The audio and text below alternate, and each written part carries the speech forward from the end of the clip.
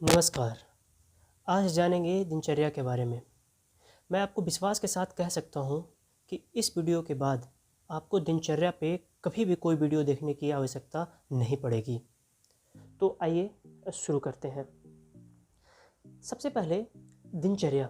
देखिए, दिनचर्या जो शब्द है उसी में पूरी बातें और इसका अर्थ छिपा हुआ है। जैसे दिन का अर्थ होता है प्रतिदिन, कि आप प्रतिदिन किस प्रकार का आचरण कर रहे हैं जी। और चर्या का अर्थ होता है आचरण। तो कैसा आप आचरण प्रतिदिन कर रहे हैं। और यहाँ आचरण का अर्थ होता है आहार और विहार। विहार को इंग्लिश में आप कह सकते हैं रूटीन, और आहार तो भोजन, कि आप कैसा आहार प्रत्येक दिन खा रहे हैं और कैसा रूटीन आप कर रहे हैं। तो कहता है, ग्रंथ ऐसा कह रहा है कि आप रूटीन ऐसा पालन करें जो आपका पुण्य का हानि नहीं करे, और आहार आप ऐसा ले जो सात्विक आहार हो। सात्विक आहार कहने का अर्थ हुआ यहाँ पे कि आप ऐसा आहार को ग्रहण करें जो आपके लंबे तौर पे, अर्थात लंबे किसी रोग से ग्रसित ना कर दे, जैसे आपको डायबिटीज, कैंसर जैसी अन्य बीमारियां ना हो जाए। इस वजह से आपको प्रतिदिन दिनचर्या का पालन करना चाहिए। इसीलिए दिनचर्या में ही पूरा अर्थ का समावेश हो जाता है। यदि दिनचर्या का अर्थ आप समझ जाते हैं तो आपने पूरी दिनचर्या को पालन करने का तरीका भी आप समझ जाएंगे।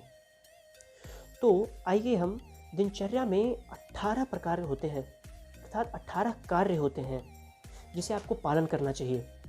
और सबसे पहले आपने सुन रखा होगा, स्टार्टिंग जैसे होता है ब्रह्म मुहूर्त से। तो आपने सुन रखा होगा कि क्यों ब्रह्म मुहूर्त में उठना चाहिए। आपने बहुतों जगह सुना होगा कि ब्रह्म मुहूर्त में उठना चाहिए। तो सबसे पहले 18 इन बातों का हम जब डिस्कस करेंगे, उससे पहले आप यह सारी 18 बातों को जान लेते हैं कि कौन कौन सी 18 बात ये होते हैं जिसे हमें दिनचर्या में पालन करना चाहिए। सबसे पहले ब्रह्म मुहूर्त में उठना। उसके बाद देखिए, ब्रह्म मुहूर्त में उठना पहली बात। तो सबसे पहले यह जान लीजिए कि ब्रह्म मुहूर्त में हम आगे जानेंगे क्या क्या।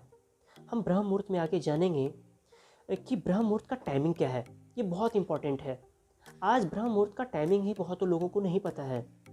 अपने मन से कोई 3 बजे, कोई 4 बजे, कोई 5 बजे, और कुछ महानुभाव जो 12 बजे से होकर उठते हैं वो कहते हैं बस 11 बजे ही ब्रह्म मुहूर्त का टाइम था। तो ब्रह्म मुहूर्त हो गया। और उसके बाद पानी पीना। सुबह उठकर पानी पीना आपके जीवन को बहुत ही महत्वपूर्ण कड़ी की ओर दशा देने का कार्य करता है। क्यों? क्योंकि यदि आप स्वस्थ रहेंगे और यदि आपका शौच अच्छे से होता है तो आप एक अच्छी मानसिकता के तौर से सभी कार्य को आप संपन्न करेंगे। इसलिए सबसे पहले ब्रह्म मुहूर्त में उठना, जिस पे हम डिस्कस करेंगे टाइमिंग क्या रहेगा। और दूसरा पानी पीना, वो होगा। फिर मलमूत्र का त्याग करना। फिर मलमूत्र त्याग करने के बाद आचमन करना, जो कि आज फैशन के दौर में बहुत से लोग नहीं करते हैं टाइम बचाने के कारण। उसे करना चाहिए आचमन। फिर दंत धावन करना। एक टर्म है दंत धावन, जिसे कहते हैं दंत मंजन करना। ठीक है, ब्रश करना कह सकते हैं आप। जिह्वा लेखन। जिह्वा को देखिए, लेखन करना अति आवश्यक है। हमने बहुत जगह विजिट किया तो मैंने पाया कि जिह्वा लेखन बहुत से लोग नहीं करते हैं, जबकि जिह्वा लेखन एक प्रमुख अंग है। जब आपका उम्र हो जाएगा तो आपके हमेशा से मुख से दुर्गंध जैसा आएगा, वो जिह्वा लेखन नहीं करने के कारण से आता है। तो इसलिए जिह्वा लेखन करना बहुत ही महत्वपूर्ण कार्य हो जाता है आपके लिए। उसके बाद मुख का प्रक्षालन करना। यदि आप ब्रश करते हैं, जिह्वा कर ले, तो मुख को प्रक्षालन कीजिए, साफ कीजिए मुख को। फिर देखिए आगे अंजन करना। अंजन एक काजल करने का है। आगे आपको बताऊंगा मैं कि सौवीर अंजन होते हैं, रसा अंजन होते हैं, इन सभी में फ़र्क क्या होता है और कैसा अंजन करना चाहिए और कितने कितने दिन पे अंजन करना चाहिए। उससे क्या होता है कि आपके आँख का जो रोशनी होता है बरकरार रहता है, बना रहता है। इसलिए अंजन करना महत्वपूर्ण हो जाता है। परंतु आजकल कोई करते नहीं है। तो कोशिश कीजिए कि सप्ताह मंथ में 1 आध बार करने का, जिससे आपके आँखों का रोशनी जो है बना रहे। दूसरा नस्य कर्म। नस्य कर्म, देखिए नस्य कर्म बहुत ही इंपॉर्टेंट टॉपिक होता है आयुर्वेद में। जिन्होंने आयुर्वेद को पढ़ा जाना है वह नस्य कर्म के बारे में जानते होंगे कि नस्य कर्म कितना महत्वपूर्ण टॉपिक है, जो आपके बालों को दृढ़ता करता है, आपके बाल को मजबूती प्रदान करने का कार्य करता है, चेहरा पे कांति, ओज जिसको कहते हैं, चमक एक लाने का कार्य करता है। देखिए नस्य कर्म आयुर्वेद में कहा गया है ना कि जो मस्तिष्क है और ये नाक, ये जो नाक है सिर का द्वार है, नासा ही शीर्षो द्वार। नाक जो है सिर का द्वार है। तो नाक में क्या करते हैं, प्रतिमर्श अर्थात किसी भी स्नेह द्रव्य जैसे तेल हो गया, ये सभी को जब नाक में हम लेते हैं, ठीक है, तो वो सिर में जाता है और क्या करता है, उसको मजबूती प्रदान करने का कार्य करता है। आप में पूरी तरीके से ये पूरे अंग को, ऊपर के पूरे अंग को एक तरह से मजबूत प्रदान करने का कार्य करता है। तो नस्य कर्म के बारे में भी हम और विशेष चर्चा करेंगे आगे चलकर। देखिए, फिर उसके बाद आता है कवल और गंडूस। आपने कवल और गंडूस के बारे में भले इस टर्म को आपने नहीं सुना होगा, परंतु आज आप जाएंगे कोई भी आँख के डॉक्टर के पास, तो आप जब आँख के डॉक्टर के पास जाएंगे तो उन्हें आपको एक तरीका बताएंगे चश्मा हटाने का, कि आप मुख में इस प्रकार का द्रव्य को धारण कीजिए या पानी को रखकर। देखिए, सबसे पहले कवल और गंडूस मैं आपको बताता हूँ, फिर बताऊँगा कि डॉक्टर कहते क्या है। तो कवल एक ऐसा शब्द हो जाता है ना, कि जो मुख में ऐसा रख लिए, जैसे पानी को आपने रखा ऐसे, और पानी को हिला सके आप मुंह में ऐसे कुल्ला के जैसा, क से कुल्ला और क से कवल, तो आप ऐसे समझ सकते हैं इसे। और गंडूस, गंडूस का अर्थ हुआ आपने मुख में जल को भरा या कोई भी औषध द्रव्य को भरा और उसे हिलाया ना जा सके, आप उसे हिलाए नहीं, वो हो गया गंडूस। तो आप जब डॉक्टर के पास जाएंगे अभी, तो वो कहेंगे कि आप मुख में जल को भरिए सवेरे और अपने आँख पे छींटा मारिए जब तक आपके आँख से आंसू नहीं निकल जाए। ऐसा आप यदि रेगुलर करते हैं तो आपके आँखों से चश्मा हट जाएगा, ठीक है। तो आप सोच रहे हो कि मैं खुद चश्मा पहना हूँ, तो ये जी चश्मा बस इसलिए मैं पहना हूँ क्योंकि ये लैपटॉप वगैरह चलाने के लिए बस, परंतु पावर मेरा ठीक ठाक है।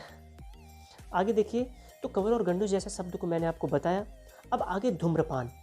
देखिए, धूम्रपान कहा गया है आयुर्वेद में एक बहुत बड़ा मेडिसिन के तौर पे काम करता है। ये धूम्रपान कहता है जत्रु से ऊपर का अंग को मजबूत करने का कार्य करता है, दृढ़ करने का कार्य करता है। अर्थात इसके ऊपर का मतलब आप क्या समझ रहे हैं, यह जो हड्डी होता है क्लेविकल, ठीक है, क्लेविकल के ऊपर किसी प्रकार का रोग है उसे दूर करने का कार्य करता है। सर में दर्द, ये सभी को, खांसी, कफ, ये सभी को भी दूर करने का कार्य करता है। तो यह धूम्रपान जो है, यह आज का जो गोल्ड फ्लैग जैसे मार्केट में है, ये सभी धूम्रपान नहीं, वो औषधीय धूम्रपान होता है, ठीक है, जिसमें औषधीय द्रव्य को चूर कर ऐसा बनाया जाता है। इसके बारे में मैं आपको विशेष कभी अलग से आपको बताऊंगा, और किस प्रकार से आप घर पे बना सकते हैं इसके बारे में मैं आपको बताऊंगा। आगे देखिए, तांबुल सेवन। तांबुल का अर्थ होता है पान। तो आप पान का सेवन कैसे करेंगे, ठीक है। आज पान का सेवन करने से मुख का जो दुर्गंध होता है वो दूर होता है, ठीक है। दांत भी एक तरह से दृढ़ता होने का कार्य होता है इससे। तो आपको बताऊंगा कि तांबुल में किस किस मसाला को लिया जाना चाहिए। ऐसा नहीं कि आपने जर्दा पान खा लिया और फिर आप नशे में घूम रहे हैं। तो उससे बचने के लिए आपको मसाला बाकायदा लिखा जाता है आयुर्वेद की बुक में कि कौन कौन सा मसाला का आप यूज करें, ठीक है, कितना तुलसी लेना चाहिए, हर प्रकार का मैं आपको आगे बताऊंगा इसके बारे में। फिर अभ्यंग आता है। अभ्यंग का अर्थ होता है मालिश करना, मतलब शरीर में मालिश करना अभ्यंग है। तो अभ्यंग क्यों इंपॉर्टेंट बताया गया है, हर आचार्य ने अभ्यंग का वर्णन किया है। तो उन्होंने बस इसलिए किया है अभ्यंग का वर्णन, क्योंकि देखिए, बुढ़ापा को यदि आप दूर रखना चाहते हैं अपने शरीर से, ठीक है, तो आपको अभ्यंग कराना ही चाहिए। प्रत्येक दिन शरीर में मालिश कराना चाहिए, प्रत्येक दिन नहीं तो सप्ताह में कम से कम 3 दिन मालिश कराना चाहिए, चाहे वो तिल का तेल हो या सरसों का तेल हो। इस चीज़ से आपके शरीर में अभ्यंग मालिश करवाना चाहिए, जिससे आपको बुढ़ापा देरी से व्याप्त होगा, ठीक है। इसके बारे में मैं आपको बताऊंगा कि आज अभ्यंग सेंटर खुल चुके हैं, बहुत जगह आपने देखा होगा। तो इसके बारे में भी मैं आगे डिस्कस करूंगा अच्छे से, आपको सेपरेट वीडियो दूंगा, बहुत अच्छे बात बताऊंगा इसमें। फिर आते हैं व्यायाम। देखिए, व्यायाम उसी अभ्यंग का एक अगला कड़ी है, जैसे आपको बुढ़ापा से दूर रखने का कार्य करता है, ठीक है। ये जो व्यायाम है सिर्फ 20 मिनट से 10 मिनट का व्यायाम, ठीक है, योगासन जिसको कह सकते हैं आप व्यायाम के तौर पे इसमें, उसको करने से आप वृद्ध अवस्था को बहुत देर से व्याप्त कर पाएंगे। और कहा गया है आयुर्वेद में कि आपने यदि 70 से 100 की उम्र के बीच में आपने अपना जीवन को नहीं जिया, तो फिर आपने जीवन की असली जो मज़ा है आपने नहीं लिया, जो असली सुख है जीवन का आपने नहीं उठाया है। तो इसलिए आपको यह बात को समझना होगा कि आपको व्यायाम करने से आप बुढ़ापा को देर से व्याप्त करेंगे, तो आप अपने जीवन को लंबी बीमारियों से दूर रख पाएंगे, तो आप हकीकत तौर पे 70 से 100 वर्ष की उम्र में ज़रूर पहुंच पाएंगे। और आपने बहुत ही मोटिवेशनल वीडियोज़ में देखा और सुना होगा कि जीवन लंबी नहीं, छोटी और अच्छी होनी चाहिए, ठीक है? वो एक अलग बात है कि आप नेम और फेम कमाएँ, ये पैसा और गाड़ी घोड़ा, आपका एक अच्छा नाम हो, वो अलग बात है, वो मैटर नहीं करता। आपको यहाँ मैटर कर रहा है कि आप स्वस्थ रखें अपने शरीर को, ये यहाँ मैटर कर रहा है। क्योंकि यदि आप स्वस्थ ही नहीं हैं, तो आपके पास बहुत गाड़ी घोड़ा है, फिर भी कोई मतलब नहीं बनता उसका। आप देखेंगे आज हॉस्पिटल के बाहर उनके परिजन से लेकर खुद रोगी तक रात रात भर ठंड में, दिन दिन भर बैठे रहते हैं, इंतज़ार करते हैं नंबर का। एम्स में आप जाकर देखिए, इतने 7-7 दिन, 10-10 दिन, एक मंथ के बाद नंबर आता है, जब तक इंतज़ार करते हैं। तो इसलिए आपको उसको बचने से, आप खुद परेशान ना हो, आप अपने परिजन को भी परेशान ना करें, इससे बचिए आप। और इसके लिए आप दिनचर्या को पालन कीजिए। आप अपने लिए और अपने परिवार के लिए दिनचर्या का पालन कीजिए। इसी चीज़ में आगे उद्तरण होता है, आगे इसके बारे में भी डिस्कस करेंगे। उसके आगे स्नान होता है, स्नान करना चाहिए। देखिए, स्नान के बारे में एक टर्म हमने पढ़ा है आयुर्वेद में कि स्नानम श्रम हरनाम, अर्थात स्नान जो होता है श्रम अर्थात थकावट को दूर करने का कार्य करता है। तो यदि आप स्नान करते हैं तो एक तो थकावट आपका शरीर से दूर होगा, और दूसरा आप एक अपने आप में शुद्ध महसूस करेंगे। आप किसी भी कार्य को करने के लिए तत्पर रहेंगे, इसलिए आपको स्नान करना चाहिए, ठीक है? अनुलेपन का अर्थ होता है आप शरीर पे लेपन करिए। स्नान के बाद आप अपने शरीर पे लेपन कीजिए। जैसे आज आप देखते होंगे कि कोई बेसन का ऐसा बना लेते हैं, कोई चंदन का ऐसा बना के अपने चेहरे पे, अपनी बॉडी पे अपना ऐसा लेप करते हैं। तो ऐसा करना चाहिए। इससे क्या होता है कि कृमि रोग अर्थात जैसे खुजली वगैरह जो होता है वो कृमि हो जाता है, उससे आप बच सकते हैं। वो आपको मजबूती देगा आपके शरीर को, और तथा आपके शरीर में कांति लाने का कार्य करेगा। तो उस कांति को लाने के लिए आपको अनुलेपन करना चाहिए। उस कृमि रोग से बचने के लिए आपको अनुलेपन करना चाहिए। शरीर से दुर्गंध को दूर करने के लिए आपको अनुलेपन करना चाहिए। और सबसे लास्ट 18वां पॉइंट, वस्त्र धारण, ठीक है? तो वस्त्र धारण आपके पास, हमारे पास, किसी के पास भी, भले आज 100 कपड़े ना हो, 4 ही कपड़े हों, 3 ही कपड़े हों, परंतु साफ वस्त्र धारण करना चाहिए। अच्छा, आयुर्वेद में ऐसा लिखा गया है, किसी किसी आचार्य ने कहा है कि माला का धारण करना चाहिए, ऑब्वियस सी बात है, करना चाहिए, ठीक है? किन्होंने कहा है कि सुगंधित फूल का धारण करना चाहिए। परंतु यहाँ वस्त्र का जो मैं धारण आपको बता रहा हूँ वो इसलिए करना चाहिए क्योंकि आपको एक अपने आप में कॉन्फिडेंस आएगा, पर्सनालिटी डेवलपमेंट का कार्य करेगा आपका। इसलिए वस्त्र को धारण करना चाहिए और साफ वस्त्र को धारण करना चाहिए, यह मुख्य इंपॉर्टेंट बात है। अब देखिए, मैं पहला पॉइंट आपको बताता हूँ कि ब्रह्म मुहूर्त को लेकर बहुत सारी टिप्पणी है कि 3 बजे है, 4 बजे है, 10 बजे है। तो इस बारे में आप जानिए कि कितने बजे है ब्रह्म मुहूर्त। आज मैं आपको इस कंसेप्ट को क्लियर कर दूंगा, उसके बाद आपको कहीं भी देखने का जरूरत नहीं पड़ेगा कि ब्रह्म मुहूर्त का टाइमिंग क्या है। तो आपको बताता हूँ कि ब्रह्म मुहूर्त का टाइमिंग, सबसे पहले ब्रह्म मुहूर्त का टाइमिंग, यदि आपके यहाँ सूर्योदय, आप पहले जानिए कि आपके यहाँ सूर्योदय कितने बजे होता है, वो टाइमिंग क्या है। जैसे आपको मैं बताता हूँ कि हमारे यहाँ सूर्योदय 6 बजे होता है।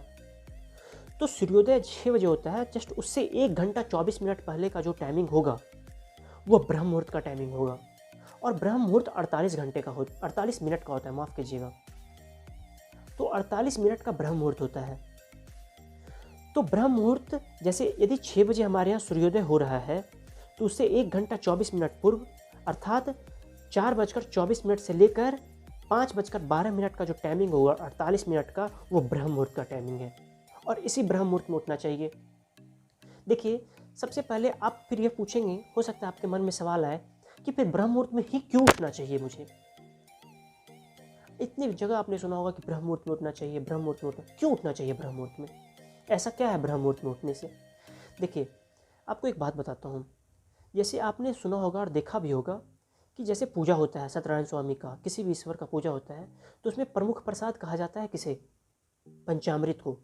तो पंचामृत जो है प्रमुख प्रसाद है। उसी तरह से पंचामृत मिलता है कब, जो ब्रह्म मुहूर्त का बेला होता है उसमें पंचामृत मिलता है, प्रकृति का पंचामृत। उसमें शुद्ध वायु आपको मिलेगा, आपको शुद्ध जल, शुद्ध वायु, शुद्ध जल, शुद्ध भूमि, शुद्ध आकाश और शुद्ध हवा और शुद्ध प्रकाश। माफ़ कीजिएगा, कुछ ऊपर नीचे हो गया होगा, ठीक है। तो यह 5 चीज़ आपको मिलता है। यह 5 चीज़ आपको प्राप्त करने के लिए पूरे दिन रात कभी भी आपको नहीं मिल सकता, और इसी 5 चीज़ को प्राप्त करने के लिए आपको सवेरे उठना चाहिए। और दूसरा पॉइंट इसलिए भी सवेरे उठना चाहिए, यदि आप सवेरे लेट तक सोते रहते हैं तो आपको संभावना है कि स्वप्न दोष होने का, अर्थात वीर्य का स्खलन होने का संभावना हो सकता है। यदि आप वीर्य को स्खलन खो देते हैं, ठीक है, शुक्र का क्षय हो जाता है, तो आपका दिन थकावट भरा हो जाएगा। इसलिए भी ब्रह्म मुहूर्त में उठना चाहिए, जिससे कि आप अपने शुक्र को बचा सकें और चेहरे पे कांति जैसी चीज़ों को ला सकें, क्योंकि शुक्र बहुत ही महत्वपूर्ण पार्ट है शरीर का। आचार्य चरक, वाग्भट, आचार्य सुश्रुत, तीनों आचार्यों कहते हैं कि जो शरीर का 3 उपस्तंभ है, इन 3 उपस्तंभों का पालन करना चाहिए। इसके बारे में मैं आगे बहुत डिटेल से बात करूंगा कभी नेक्स्ट वीडियो में, परंतु आपको ये 3 महत्वपूर्ण बातें मैं बता देता हूँ। पहला आहार, दूसरा निद्रा और तीसरा ब्रह्मचर्य। यदि आप 3 चीज़ का अच्छे से पालन करते हैं तो आपका शरीर स्वस्थ होगा, आप दीर्घायु होंगे, आप शारीरिक और मानसिक रूप से भी स्वस्थ होंगे। खास करके आज मानसिक रूप से अस्वस्थता बस नींद नहीं आने के कारण से बढ़ता जा रहा है। तो इन सभी बातों को समझने के लिए ब्रह्म मुहूर्त में उठना चाहिए और अपने बीमारी को दूर रखने के लिए ब्रह्म मुहूर्त में उठना चाहिए। पानी पीना चाहिए। क्यों पानी पीना चाहिए? एक पानी पीने का तरीका है। जैसे आप इंडियन टॉयलेट पे बैठते हैं, उसी प्रकार के आसन में आप बैठकर आप पानी को पीजिए, ठीक है। और यदि आप संभव नहीं है कि प्रत्येक दिन गर्म पानी और प्रत्येक दिन ठंडा पानी को पी सकें, तो आप बासी पानी को पीजिए। आप रात में पानी को ढक कर रख दीजिए और उसे आप सवेरे पीजिए। इससे आप बहुत सारी बीमारियों से आप बच सकते हैं, जैसे पाइल्स से, इडिमा से, कुष्ठ रोग से, मूत्रघात जैसे होता है, मूत्रकृच्छ से, ऐसे बहुत सारे सिर के रोग से, गला के रोग से, ऐसे बहुत सारे रोग से आप बच सकते हैं। इसलिए आपको पानी पीना चाहिए सवेरे उठकर। ये बहुत ही इंपॉर्टेंट बात है। क्यों पानी पीना चाहिए? पाइल्स क्यों हो जाता है? क्योंकि आप पानी नहीं पिएंगे, हो सकता है कि आपको कॉन्स्टिपेशन हो जाए, और कॉन्स्टिपेशन एक बहुत बड़ा इशू है पाइल्स होने का। इसलिए आपको पानी पीना चाहिए। आगे आपको बताऊंगा कि मल त्याग करना चाहिए, और मल त्याग करने का एक तरीका है। आज आप देखते होंगे कि बाथरूम में हर कोई फ़ोन लेके जाने लग गया है, मोबाइल फ़ोन। इससे बचना चाहिए। क्यों? क्योंकि बाथरूम करने का जो तरीका आचार्यों ने बताया है, वो कहते हैं कि आप मौन रहकर बाथरूम करें, मल का त्याग मौन रहकर करें, ठीक है। अन्य कार्यों पर ध्यान नहीं दें, फ़ोन जैसे आप चीज़ को पे ध्यान नहीं दें। क्यों? क्योंकि आपका ध्यान बढ़ जाता है और आप पूरी तरह से फोकस नहीं कर सकते हैं उस पर। वो करना ज़रूरी है, जिससे आप कॉन्स्टिपेशन जैसे बीमारी से दूर हो सकें। और कॉन्स्टिपेशन एक बहुत बड़ा बीमारी आज के युग में उभर के आ रहा है, आज के समय में उभर के आ रहा है। इससे बचने के लिए आपको ये करना चाहिए, आचमन करना चाहिए। बाकी कुछ टॉपिक बचे हैं, वीडियो लंबी हो गई है, तो बाकी कुछ टॉपिक मैं आपको पार्ट 2 में दूंगा और बताऊंगा। बहुत ही इंपॉर्टेंट बात को मैं डिस्कस करूंगा कि क्यों स्नान करना चाहिए, तांबुल का सेवन क्यों करना चाहिए, कब करना चाहिए। क्या समाज में आज गलत कहेगा मैं पान खाऊंगा तो? ये एक बहुत बड़ा इशू है कि कहीं ऐसा नहीं समझ जाए कि ये गुटखा खा रहा है, पान मसाला खा रहा। तो इन सभी बातों का मैं आगे डिस्कस करूंगा। जब तक आप स्वच्छ रहें और स्वस्थ रहें। बहुत बहुत धन्यवाद।